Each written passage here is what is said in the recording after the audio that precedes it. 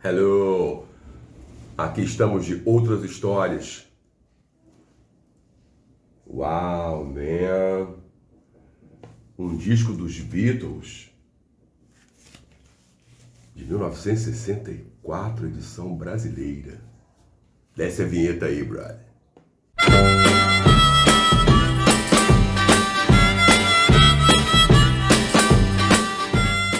Uau! Outras histórias, Rise Again. By the way, você sabia que teve um disco dos Beatles que só saiu no Brasil? Yeah. Esse lance é incrível, gente. Aqui, nesse disco aqui, chamado The Beatles Again, os Beatles outra vez, sensacional. Tinha saído um que levou o nome de Beatlemania. Olha a capa, gente. É o segundo disco dos Beatles, chamado With the Beatles. You know? Esse disco aqui saiu aqui no Brasil mutilado, faltando 2 canções. E aqui, nesse aqui, um disco de 1964, aqui você tem metade das canções do primeiro disco dos Beatles, chamado Please Please Me, e a outra metade de singles compactos. Compactos. Era quando saía um disco pequenininho com o lado A e B apenas. É um disco histórico e raríssimo hoje. Galera, ó, da época, olha o selo. Legal, né? O que acontece, esse disco aqui, ele não é o melhor disco dos Beatles, é claro, uma coletânea. Os Beatles só conseguiram acabar com esse tipo de coletânea em 1966, quando unificaram o lançamento dos seus discos a partir da Inglaterra. Até chegar lá aconteceram várias coisas como essa aqui. Esse disco é irrelevante para a banda, mas para mim é uma daquelas cenas que marcam para sempre a existência da pessoa, né? Eu estava no auge dos meus 10 anos. Estamos falando de março de 1964, ok?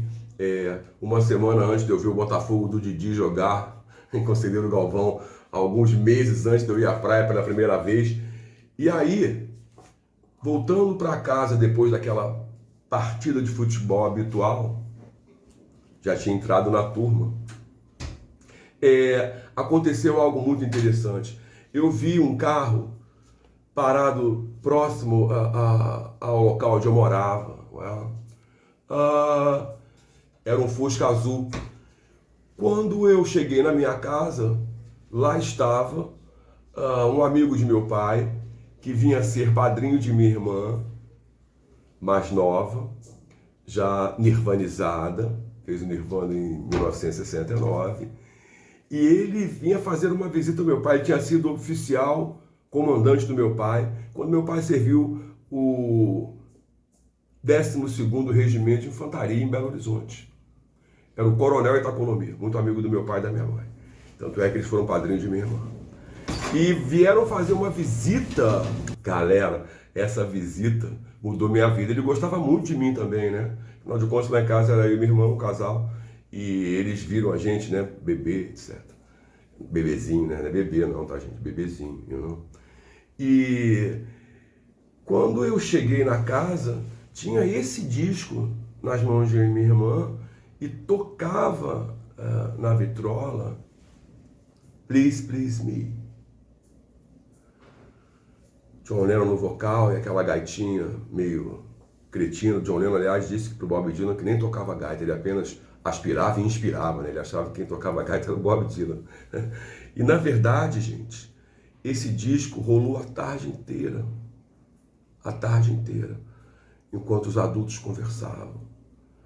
E eu, minha irmã e aquela minha namoradinha de infância, sua irmãzinha, ficamos em torno da vitrola a tarde inteira, ouvindo aquilo e repetindo aquilo. E como se fosse um prenúncio do que iria acontecer depois. Muito emocionante quando chegou na 5ª canção, né, do lado A desse disco, chamada Love Me Do. E eu já tinha ouvido essa canção no rádio em outubro de 63. 5 meses depois o disco estava na minha casa. E depois que eu vi Beatles, tudo tudo mudou. Tudo, tudo. Finalmente apareceu algo que despertou todas as possibilidades que um pré-adolescente podia vislumbrar. E abriu vários caminhos, expandiu várias e várias possibilidades. Mas isso são outras histórias. Curte aí, a gente se vê. Love, love me do.